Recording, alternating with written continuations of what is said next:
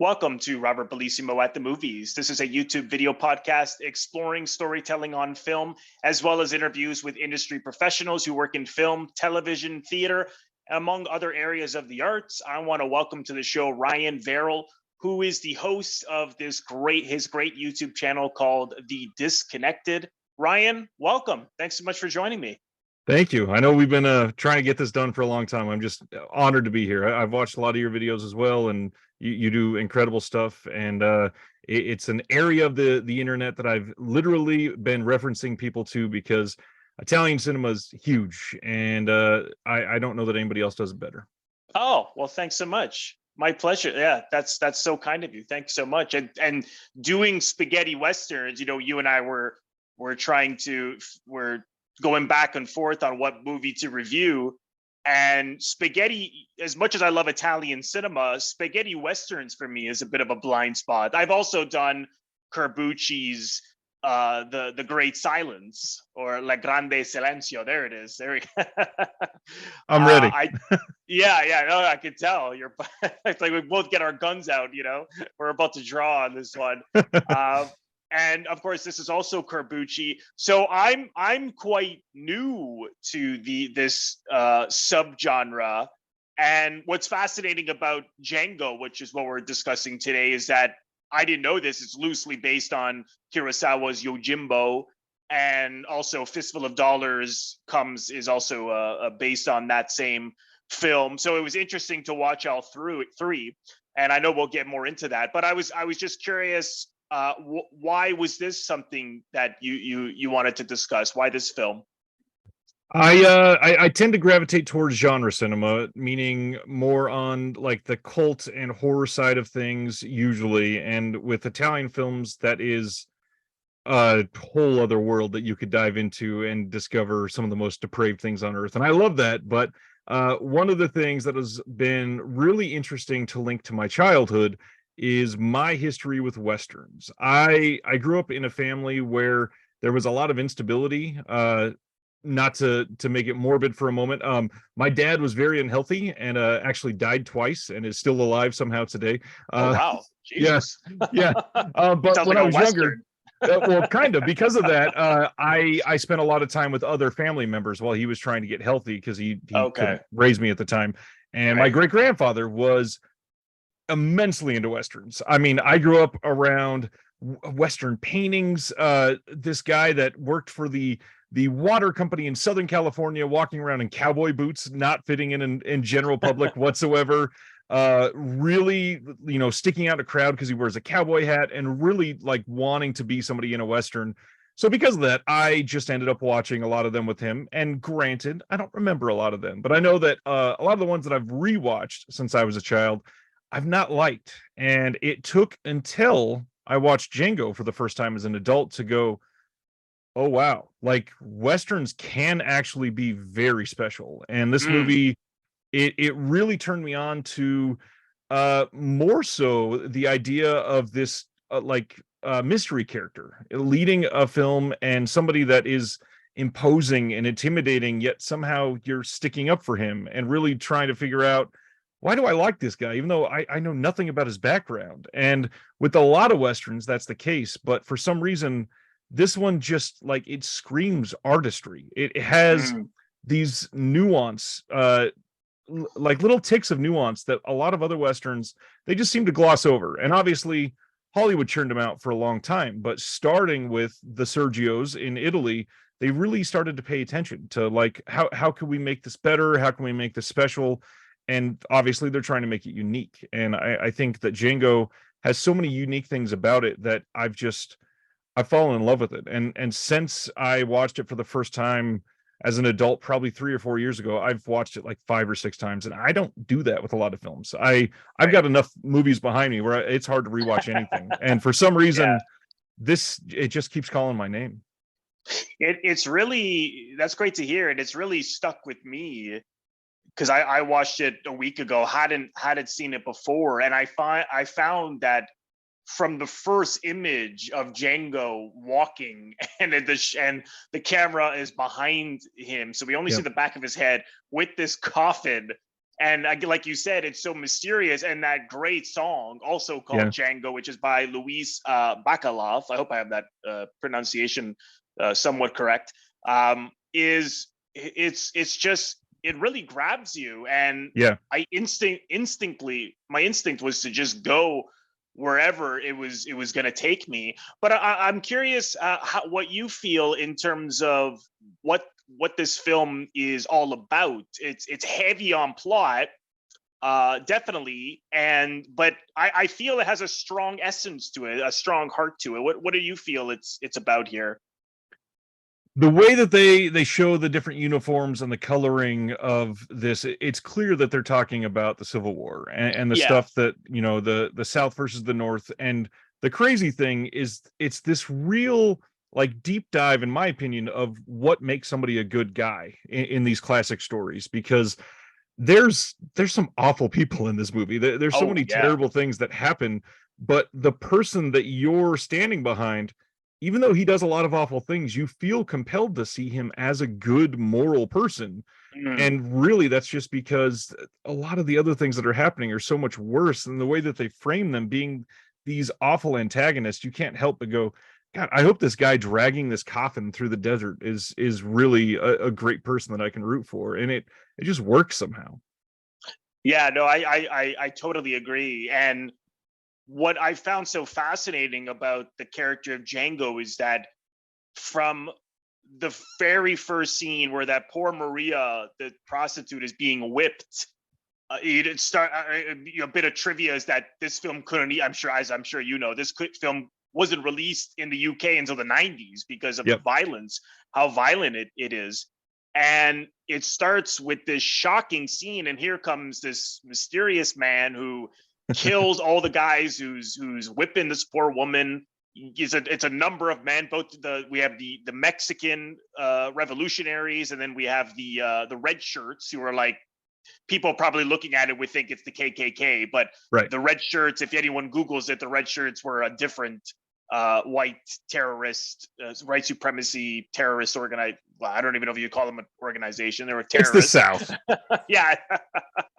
You know, I'm sure people know what they're getting at. And, you know, he goes into that bar, he saves this woman, and it feels as though he is like a superhero. It just feels like no one can defeat him. No one can beat him. He's not scared of anyone. As the red shirts then come into the bar, he doesn't move. They're surrounding him. And then he kills a bunch of them. And then he goes, how many more are they? And Jackson, who's like the head of he's like, oh, well, I think he says 48 or close to 50 or something like that. And he's like, bring them all back. And then I'm thinking, well, what the hell is he gonna do? And what a scene when they're approaching him, and he's outside, and he's got this casket, and he's confident he can defeat them, and he says he's got to help. I'm like, okay. They're approaching. I'm thinking, well, there's no way he's gonna die. And then when he brings out that machine gun and just wipes them all out except Django, and again, he felt like this superhero. But what was so fascinating that I found, that you find later, is once the gun is gone, like, for example, that bar fight he gets into, he wins, but he barely wins. Like, he's a struggle of a fight. And of course, when they the Mexican revolutionaries take him out of the quicksand, and then, you know, break his hands, suddenly he just looked like a trapped animal. Very vulnerable. Very vulnerable. And so he is a human being. He's just, I mean, it's not that he's not strong. Obviously he's strong, he's tough, he's very capable. But there was something about the fact that he was, you know, it's essentially a revenge story, but also this man who's so full of guilt about that his wife was killed by this Jackson, who he's here to kill.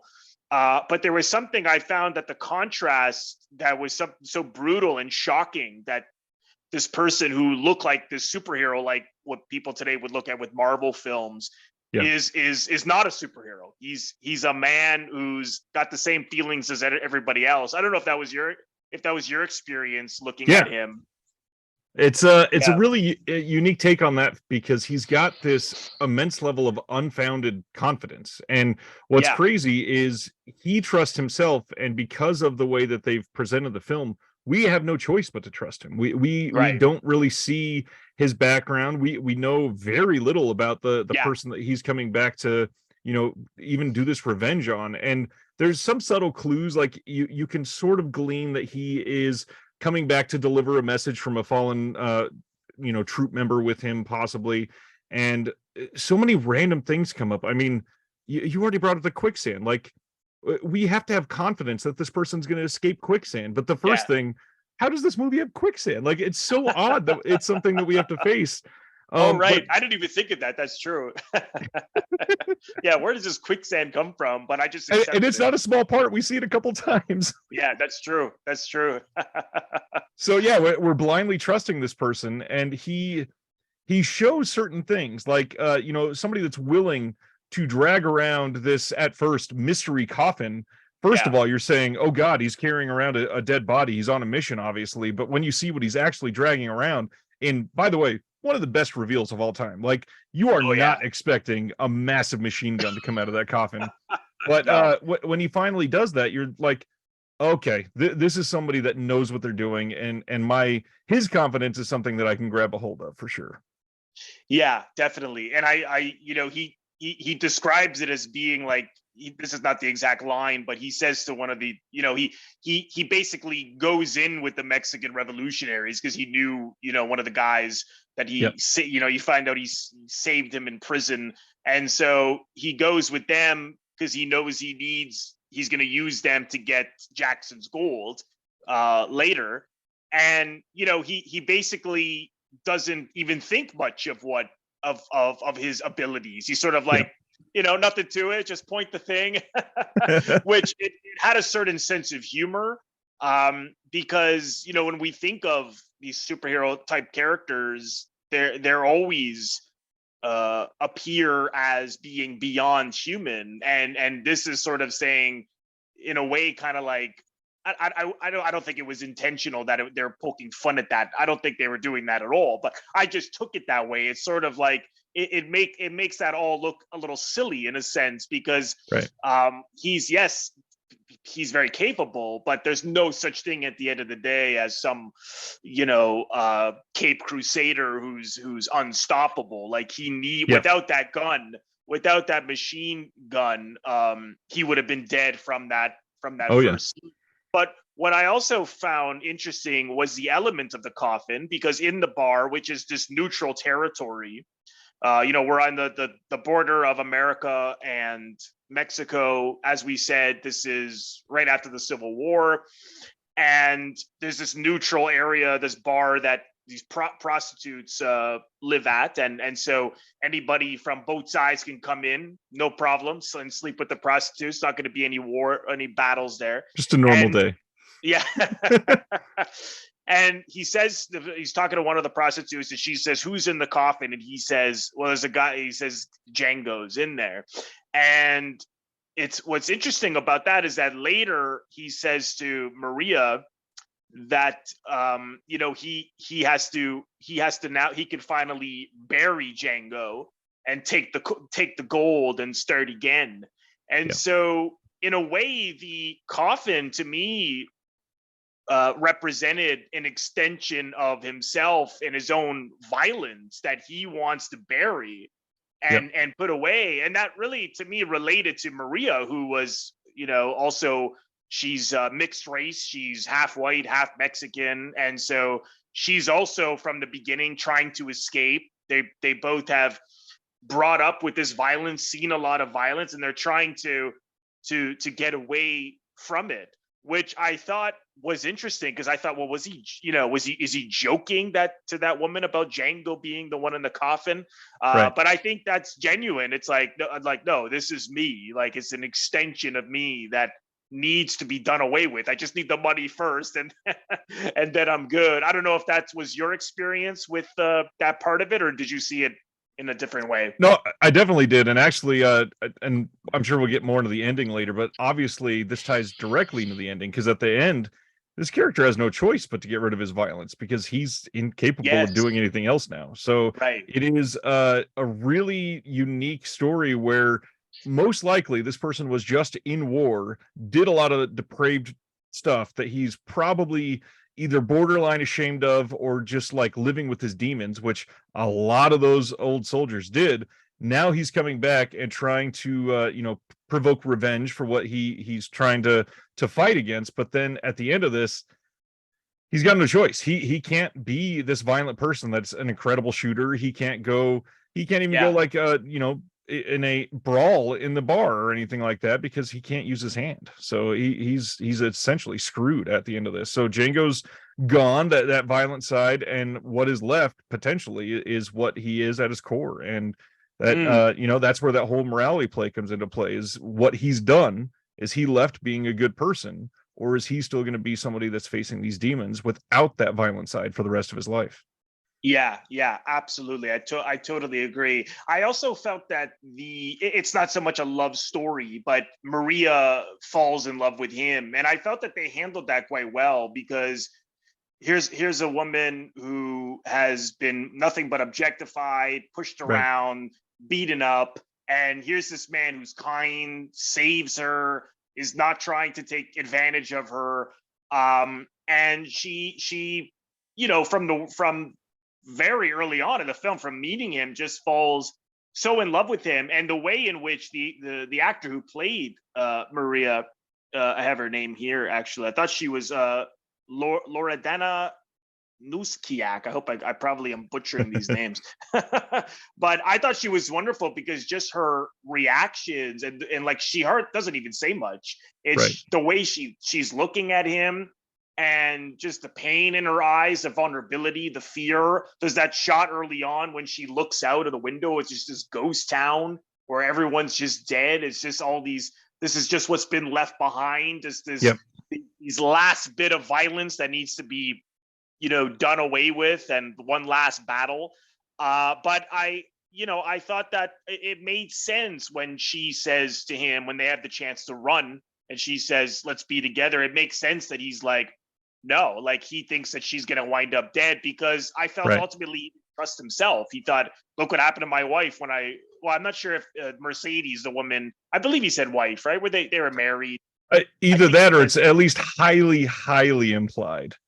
Yeah, exactly. It was a relationship or something along those lines. But he says to her, if you stay with me, you'll likely wind up dead. So I took that as he does not trust himself. He feels though if anyone is with him, he doesn't want to be, responsible if something happens, or he doesn't want to fear going through the pain of losing another woman. I mean, he clearly was attracted to her, like you see early in the bar. It's highly suggested that they do sleep together. But I think he just thought it can't, I'm no good and can't go any further. Is that how you took that? Or well, that, and as a character, he's just overall very cold. The individuals that we're focusing on, it's not a very dialogue heavy movie for many of the characters at all.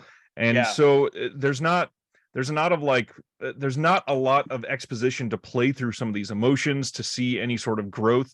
And I mean, first of all, it wasn't his mission. That's not why he was there. And for somebody that's dragging a coffin through the land, he's clearly on a mission. Otherwise, it would have been a completely different life for him. So I don't even think his mind was in that place. Obviously, there's certain, primal human instincts, whatever, that took over at the bar. But it's not something that he was necessarily searching for. And although she was searching for that, because it's clear she's never been treated well, and now the first person that's treated her well, she's, oh man, this person is perfect for me. It's not what he was after, because he's known implicitly, we found out that he's known what true love was, and he had that, and he's lost that. Doesn't want that again here. Yeah, exactly. Very well said. I love the last scene as well, when there he is with his poor guy with his broken hands. He can barely pick up the gun. And I love that he goes to Mercedes' grave. Yeah. And he's pointing the gun, and he's trying to get the gun up. And he says, tell Jackson, he tells someone else, tell Jackson and the other guys that they can meet me here. and he figures, okay, it's one last hurrah, now or never. And so they show up, and I think they just think he's praying. I don't think they even saw the gun. They're Right. a little further away, and so they're shooting at him at the grave site. They're laughing at him, and then sure enough, he gets the gun up and he shoots them. And what I thought was interesting about, there he is leaving the gun on the gravesite and walking away. I thought what I took from that was I felt as it was almost as if the strength of Mercedes from the grave, from her soul, was what got him to pick that gun up, because his hands were shattered. I thought on a symbolic level, it was as if she did it. He leaves the gun there and on the gravesite, and it was almost as if they merged together to finish those guys off. I mean, I could be totally reaching for something there, but I just thought if Corbucci placed the scene right on that gravesite, there's got to be something that he wants the audience to take from that. And I mean, for me, I think it's open-ended. I don't know if you saw that in a different way, or how you felt about that. Well, it's in my mind, at least, it's mission accomplished. He's come back. He's lived out that revenge, and the gun being laid there, the violence can finally be laid to rest. And like I said, it has to be. That's a good one. Yeah. We really have. I mean, I'm amazed we haven't said the words Franco Nero yet. This so good. This scene alone is some of like the best acting I've ever seen in a Western. Legitimately, his pain and that the strength that you're talking about that willed him to even lift his arm. It was visible that I totally believed that he could not lift his arm. And not to mention, his hand is mangled. And that's one of the things that I think, just as an adult, really lured me to this, because so many of these other Westerns, they're very polished. They hide a lot of the, they might have a couple squibs in the film, and that's it. But I mean, they show an ear being cut off in this movie. They show him. Yeah, that was brutal. And then eating it, forcing him to eat it. Oh, I couldn't help but think, I'm sure Tarantino got that in Reservoir Dogs, the cutting of the ear. I don't know if he's mentioned that. I believe that's where, that's a direct reference. But the difference with Tarantino is that he moved the camera so you didn't see it. And this, I was like, oh God. Just it certainly is no holds barred, but I really enjoyed it. I'm sure you saw Fistful of Dollars and YOJIMBO. How do you feel about those two? I mean, if you had to pick one of these three, is there a favorite there, or is that a tough call? Not really a tough call. A Fistful of Dollars is the least in my mind. I'm probably going to get a lot of hate for this. I genuinely think Corbucci, and you saw my social media post about this discussion. I think Corbucci is the best Sergio. I don't understand some of the idol worship for the Dollars trilogy. I understand like the Clint Eastwood idolizing afterwards, because he is somebody that for an American audience was easy to attach to. But the storyline itself, I think, is just maybe more visceral here and a little more textured. And to get to, everything on my channel is all about physical media, and the Django release from Arrow Video, this is a 4K release. And I saw your video on that. Then that just came out like in the last year, right? Or something like that? No, I think it was 2020 or May of 2021, something like a couple of years at this point. Last couple of years. But the 4K is astonishing. I mean, this film is almost 60 years old, I believe now. 66? Yeah. It is astonishing how good it looks. You mentioned the scene at the bar where they're looking out the window, and that scene, when I first watched this, it was not a great looking release. I can't remember if it was the old Blu-ray. God, it might have even been a DVD. It was only a handful of years ago, and I had heard that this was being worked on, but I was just not willing to wait at that time.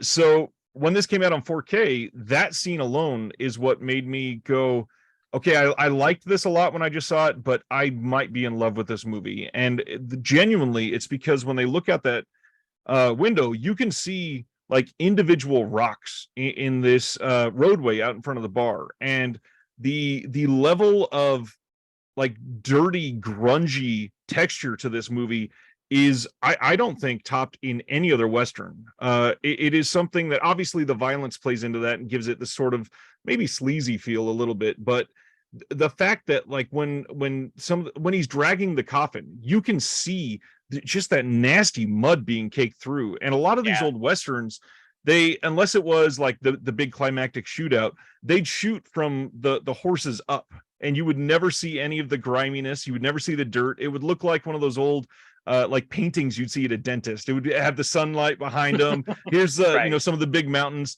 But Django, they don't shine away from any of that. You get to see every nasty aspect of this. I mean, we talked about quicksand. We talk about the mud that the coffin is dragging. When they're cutting the ear off of that person, you can see the dirt caked onto these soldiers, and they don't like take any second to go, you know what, let's make it look a little nicer. That looks really gross. No, they pull into that. And so Yojimbo's up there for me, but I think this, it just has that feeling of a little more realistic aspects to it, because a lot of this was disgusting. I mean, look how many soldiers died because they weren't cared for properly, or things got infected, or you know, so much through the 1800s that we just don't understand how filthy things were compared to now. Definitely. And the difference for me in terms of this and Fistful of Dollars was, well, for one thing, Fistful of Dollars in terms of the story was pretty close to Yojimbo. I mean, they pretty much retold the story of Yojimbo, whereas this, you can see that it's somewhat that story, but it's still very, very different. But you're right, because I literally just an hour ago finished Fistful of Dollars before talking to you, because I hadn't seen it before. And you know, my feeling was that, you know, it's enjoyable, it's okay, but like, you're right, it just feels a little sanitized compared to Corbucci.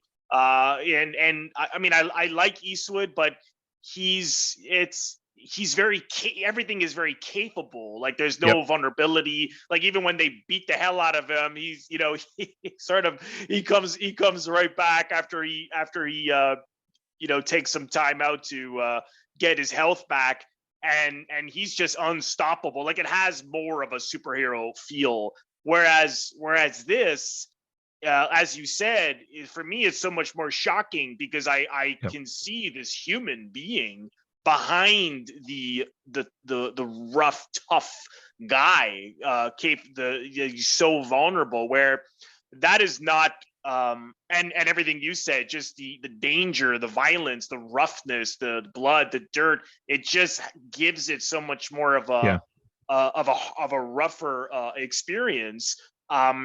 Whereas I must say, the reason I enjoyed Yojimbo the most of these three is just the characters were, for me, had more range. Like, the soldiers were more fearful, which I thought was interesting. And there was had more of a sense of humor as well. And the lead character in that, he's such an opportunist, as we saw with Fistful of Dollars, but he's enjoying these opportunities so much, until, of course, he comes up to see that what he's doing, you know, is not good, and he saves the woman who's been kidnapped. But with Eastwood, it's just his behavior is so the same from the beginning into the end. I just thought with Yojimbo, you see this guy who's like, he's almost evil, and then suddenly when he switches, it's so shocking, and he seems to almost be angry that he's like rough when he tells the family to leave. He's like, get the hell out of here. Like, it's like he's uncomfortable acting that way, and he's not, even when he says goodbye at the end, it's not sentimental at all, even though the old man saved him. Just the performances and the characters, I thought, were so much more interesting. But that, it would be a tough one between Django and Yojimbo. But again, they're very, very different. To me, it's really Yojimbo and Fistful of Dollars that are the same story. You know, I don't know. Did you see that? Did you see the stories as being very different in terms of Django and the other two? Obviously the difference between Clint Eastwood and Franco Nero's portrayal here, we see some things that we should really note when you're talking about the maybe complexity of some of these characters, because when they made Django, like I said, not a lot of dialogue. There's not a lot of exposition between these characters. There's not a lot to dive into. And obviously, when you're comparing, say, YOJIMBO to Clint Eastwood's performance here, it's very different because Kurosawa, he dove into characters in a very different way. And obviously, most of his films, not that YOJIMBO's very long, but a lot of his other ones are epics, almost 3 hours. And so he's They're used very to Shakespearean. Yeah, he's used to taking these characters and giving them this breadth that many other directors wouldn't. And I think with Corbucci here, it was a choice to not give them that little bit of breadth. And so if you're not giving them the dialogue to explore the characters, thankfully, and this is why potentially I like it a little bit more, is that the viewers are able to fill in some of those blanks. And with Django, there's a lot of blanks. A lot of the key points are there. There's a lot of things that you can read into, but the interesting aspect of this is we can shape a lot of the story ourselves just based on what we're missing from here. So I can attach myself to it as a superhero story, like you said. But with Clint Eastwood's portrayal, they're kind of shoving the whole superhero aspect down your throat, because he's meant to be a god, basically. It's a very easy watch. I mean, I found I could just coast through it, whereas this one was so much more of an emotionally gripping film. I don't know if you saw. I didn't watch all of it because I was like, I don't know what Quentin was talking about. He had this whole interpretation about these characters, and I was like, what is he talking about? Right. I don't know if you've seen that clip where he thought that it's not a real wife, and that maybe she was married to a black guy. And I was like, what are you talking? I mean, it's like there would have had to have been some kind of suggestion. I mean, I really believe art lies in suggestion. So something would have to have been suggested for at least you to open to possibilities. I was like, what? He's just writing some script over it. I don't know. Did you ever see him? I don't know if you saw that clip. I did, yeah. And I mean, when you look at a lot of his films, that's kind of what he's done for many of these. I mean, it's very clear that he's watched, a 1970s Japanese film and went, you know what? I'm going to write a story based on this scene. And he fills in his own blanks. And unfortunately, he does that a little too much on some of the other films. And I'm very entertained by a lot of Tarantino films, just like most people. I am not so hot on him as a creator and as somebody that would be like an inspiration, like a lot of, I hate to use this term, but like film bros have grabbed onto him for, because he's not the genius creator that I think he thinks he is. I totally agree with you. I think he's more like a walking Rolodex. And that's what, when he first came onto the scene, it's because he worked at a video store and knew everything. And unfortunately, people are looking at it now as he wrote everything. It's not quite the same. He's able to reference things, and he's able to be, I'm not going to say plagiarize, but he's able to lift certain things and maybe capitalize on the aspects that makes it fun for him, which is great. And nothing wrong with that. I'm more power to him as long as he's honest about it. You're right. Yeah, that's exactly it. As long as he's honest about it. Of course, we have his film Django Unchained, right, from 2013, which is basically an homage to this. What I saw it once and I absolutely hated it. I don't know how you felt about it. I did not love it at first. I have come around to appreciate a lot of aspects of it. The inspirational aspect of him lifting certain things, he really leans into it a lot in Django Unchained. Even the song at the beginning, like he took the song, he opens it with the Django song. I'm like, oh my god! Like he literally puts Franco Nero in the movie itself. So I mean, it's quite obvious that he knows what he's aping here. But the movie itself, it has a lot of flaws, and obviously there's a lot of things that we could say about him with not great dialogue or writing things in so he can say certain words on screen. But it's a fun ride, primarily because of the performances. Like, it's really hard to argue with Christoph Waltz in anything, and Jamie Foxx is fantastic. Leonardo DiCaprio puts in a really interesting, for that time in his career. A lot of people don't remember that was very out of left field for him. He hadn't played a lot of these more like grimier roles. Like, it was a nice change of pace for that. But other than the performances, there was not a lot of things that I just really wanted to grab onto in that movie at first. Now, it's a fun watch, but it's still not something I go back to a lot. This certainly was a really, really wonderful film. So I'm really glad that you suggested it. What can you tell us a little bit about what you do over on Disconnected on your show? So much. My channel is related primarily to physical media and film in general, and it has evolved many times over the last not even 2 years at this point. The big mainstay is I do a show every Thursday night called Reconnected, where we have a live show where we go over all of the boutique film announcements for that previous week. And 9 times out of 10, I have a guest there to go through them with me, talk about their attachment to some of the films. Usually we'll do some sort of topic after we go through all the announcements, and it's a very interactive show. People ask questions in the chat. It's something that everybody gets attention. Everybody gets to be involved in a large way. But then the other thing that has sort of been this random thing that's taken off for me is, for the last almost year, I've been talking to a lot of industry professionals. So started out with retailers where we buy our films online, like Diabolic DVD and Orbit DVD and Grindhouse Video and places like that. And a lot of people were loving the fact that we were getting very honest answers from these people. And things like, don't buy from Amazon because they lose money on these purchases, but this is exactly how much I make. And people looked at that and went, damn, like, we would not have gotten this transparency if this person on this channel was not asking these questions. So I said, why don't we see how far we can take this? And started talking to a lot of these labels themselves, find out what got them into film, find out why they do what they do, but then find out some of the process behind it. Like, how were you able to find these films? What has happened with the restorations? Why do you choose the films that you choose to put out? And some of the more like business and minutia side behind it. And a lot of people have attached that as sort of like a not stuffy educational aspect to these films. And it's grown from there. I've had discussions with directors like Sean Baker. I just had Josh Rubin on the channel, who has directed a few movies. He did Werewolves Within. He was just in A Wounded Fawn that was on Shudder in December, and it's an incredible movie.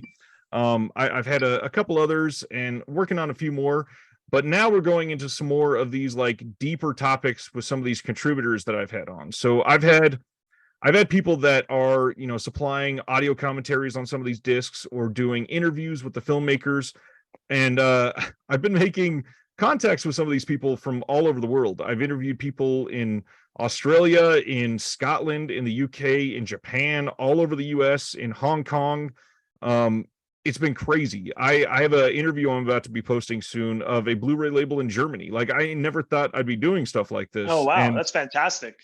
Yeah. This week when we're recording this is one of my big experiment weeks. I am posting 3 different conversations this week, all dealing around some aspect of psychology and how it relates to film.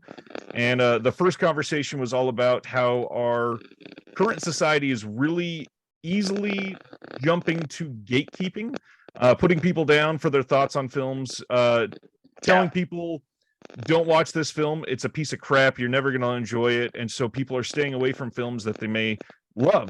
The second conversation this week is all about how watching films can be cathartic or something that helps us derive empathy for people in other cultures, or we even go really deep and talk about how somebody recovering from some forms of trauma might watch films related to their trauma just to be able to cope with it.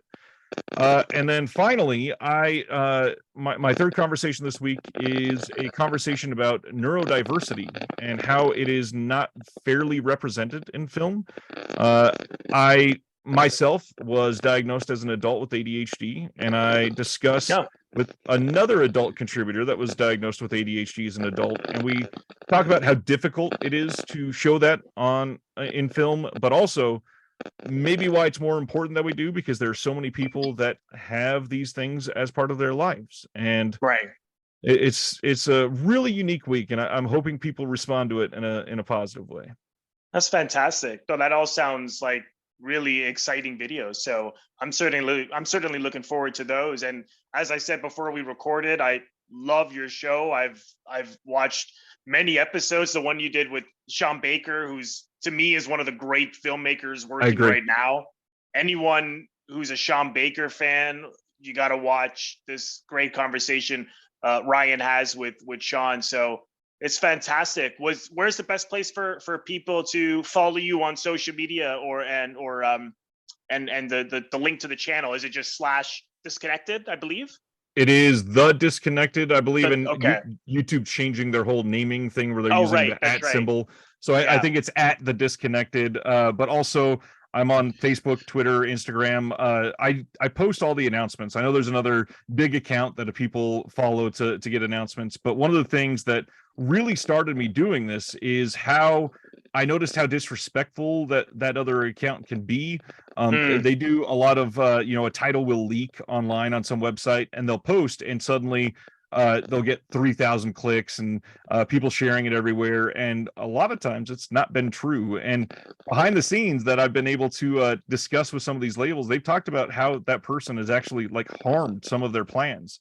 So it's something that I wow. pride myself in waiting until there's a press release and really try to support the labels doing this, because it's a lot of work, and it's so much time and energy goes into this that I want to make sure that they're getting the most that they can out of it, while also helping our community learn about it and save money while doing it and find the best places to get these things and really just support each other in the community. So yeah, Facebook, Twitter, Instagram, YouTube, and then I also put out my show as a podcast. All of my conversations go out as an audio podcast.